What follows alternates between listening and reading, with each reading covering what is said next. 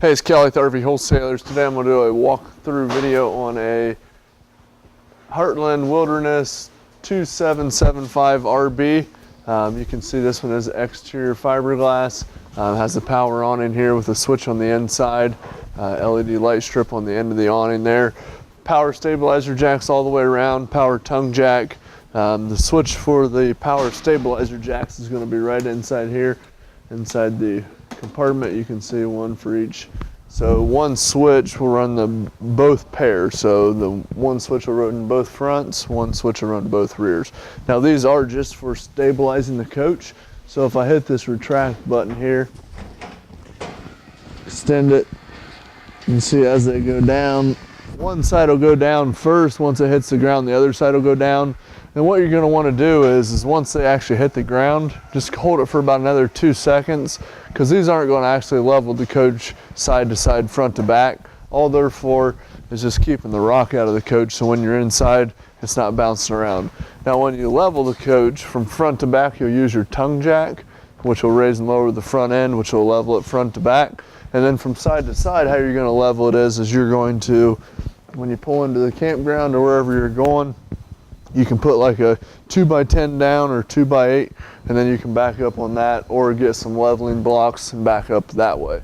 So side to side, you're going to level with blocks under the tires. Front to back, you're going to raise your tongue jack or lower it. So there's no leveling or changing tires with these stabilizer jacks, just for stabilizing the coach. Has the magnetic slam latch storage doors, very, very nice. All LED lighting, finished off pass-through storage there. Comes with two 20-pound propane tanks here, and it also has the auto changeover regulator, which is this right here. You always want to run both tanks wide open. Okay, so if you turn those there, whenever you get to where you're going, where you're camping, or if you're running the refrigerator on propane while you're traveling to keep your stuff cold while you're traveling, you can leave them on as well. Okay, so you run them both open, whatever side this is pointing to, and you can see on there it'll say supply, and then there's a little arrow pointing to this side, or just whatever way it's pointing to. Basically what that means, it pulls from this tank first. Say this tank runs out in the middle of the night, it automatically switches over and pulls from this tank. There's a little eye right on here. If it's showing red, that means you ran out of gas. So say in the middle of the night this tank runs out, well, you're not going to lose gas on the inside because it automatically switches over to this tank. Come out in the morning and see that eye is red, you know this tank ran out. All you do is switch it over to this, and you can close this one off and go get it filled up. So you'll just essentially go back and forth, back and forth, back and forth. Okay? Tongue jack here, LED light on the front, raise it up and down. There's a rubber grommet there. So if you want to pull that off, you can manually raise it up and down with the crank inside the storage compartment there. 12-volt deep cycle battery in there. Now the battery is going to trickle charge anytime you're connected to your truck's 7-pin connection, as long as it's ran to the power side, and anytime you're plugged into the 110 30 amp service. Trickle charge your battery. Switch in here for the light on the front. All the LED lights have the switch on the water, or on the light itself. The water heater here, the first thing you're going to want to do is you're going to pull this pressure release valve so it's pointing straight out, because you always want to make sure you fill it up with water before you actually light it. Switches will be on the inside to actually light the water heater, but anytime you're hooked to city water, which means it's already pressurized, hook a water hose to it, or if you're running off your freshwater tank, you turn your pump on. As soon as you turn your pump on, what it does, the reason you want to leave this open is as that water's filling up, it's got to let the air release, or it'll create a vapor lock and it won't actually fill. Once water starts pouring out of here, flip that, that means it's full, then you can go ahead and fire it up. There's the drain plug. Other than that, you won't need to do anything inside of here. Anytime you're running off, say they don't have water hookup where you're camping, what you're going to do is you're going to unscrew this, put the water hose in there, turn it on until it starts pouring out. That's going to be your freshwater holding tank, which is this an onboard tank to allow you to pump water out. And then there's a little valve right down here, a little blue hose. You can see it with the little valve. What that is that's going to be a shut-off valve. That's the drain for your freshwater tank. Now, anytime you're running off your freshwater tank, what you're going to use is your 12-volt pump, which is an on-demand pump, so you don't have to turn it off and on, off and on. Whenever it asks for water or you turn a faucet on, the pump kicks on, you shut the faucet off, pump shuts off. Now you don't have to use that or your pump if you're running off of city water or a pressurized garden hose. So if you come back here to the back side, you're going to be able to see this is your 30 amp power cord. You can see that there. There's a little indicator light on it which shows you if you actually have power from the supply, so you know that. Over here you're going to have your satellite hookup, cable hookup there. So right here's your city water connection. So anytime that the campground or wherever you're at has actual water hookups, you can just screw the water hose into this. You always want to make sure you use a water pressure regulator just to reduce the PSI to about 45. Okay, now if you're running off of this, you don't have to use your water pump and you don't have to use your fresh water, so that's going to pressurize the system for you. Okay, and then right down here, this is going to be your black tank flush, which basically what that is actually sprays inside the tank when you empty out your waste. Okay, so if you look right down here, a few things. So there's a valve over there, some valves over here, and they're all labeled right here for you. Okay, and then the red and the blue line, that's the low point drains.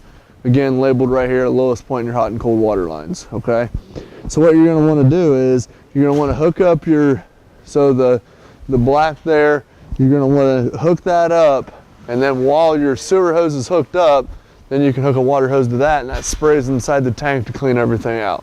So hook that up, run you always want to do your grays last, that way you can rinse out your sewer hose from the waste. Also here you got a little storage rack on the back, just pull the pins, lay down flat there. Over here on this side you can see, get a nice little mini outside kitchen, full-size sink, hot and cold. You do get the little mini fridge, which is going to be just 110, so that one won't run off of gas. Right here's the exhaust for your furnace. Again, just a switch on the inside, so you're not going to have to go here and light anything manually or anything like that. Now, a lot of times it'll take a little bit for the ductwork to warm up. So if you're wondering if your furnace is running and it's actually producing heat, just put your hand close to that and it'll be blowing hot air immediately. Outside speakers, receptacle here. This is the back side of the refrigerator. You're always going to see a little plastic thing here. That's just the auto defrost, so from time to time you'll see some water dripping out there. Just always leave that hanging out a little bit. We can go in and check out the inside here.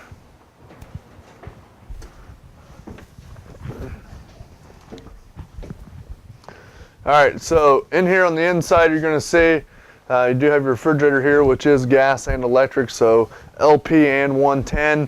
Push this button in. What that does is it's going to run it off of 110. If you pop that button out, it runs it strictly on gas. Now auto, what that is it's going to search for electric first, and say the power goes out at the campgrounds, it's going to automatically switch over to gas. Okay, now the first thing you're going to want to do is once you get to the campground, come here to your stove, turn these 3 burners on after you've opened your propane, let those burn for about 15-20 seconds. What that's going to do is it's going to actually purge the gas lines, get all the air bubbles out, things like that. Microwave runs off 110 just like yours at home. Stainless steel 50/50 sink, nice residential sprayer there, plenty of storage back here. Now the thermostat, very, very self-explanatory, works just like your one at home will. Go over to heat, put it on auto, set the temperature, done. Same way with the cool. Now if you just want to run a fan, that just brings outside air in, okay? All the ductwork for the furnace is ran around or near the floor. The AC is ducted through the ceiling, okay?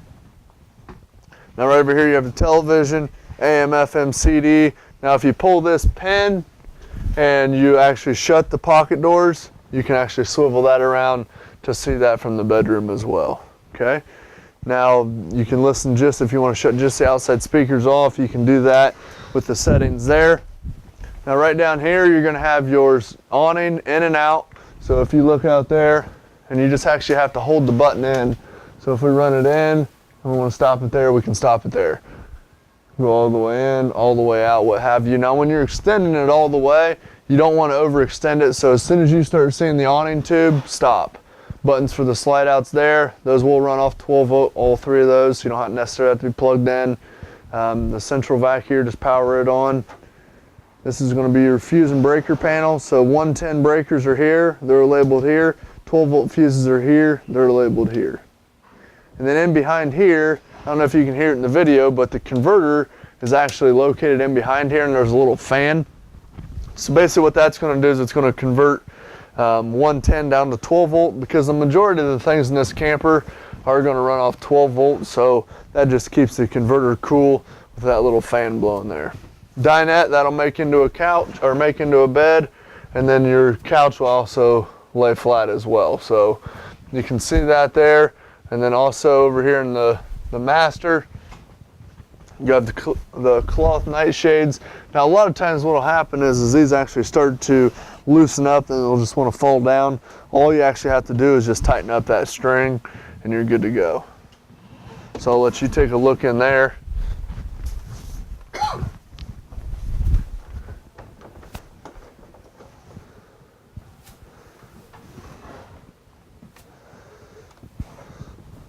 All right, so we'll go back here, take a look at the bathroom. This camper does have a very, very big bathroom.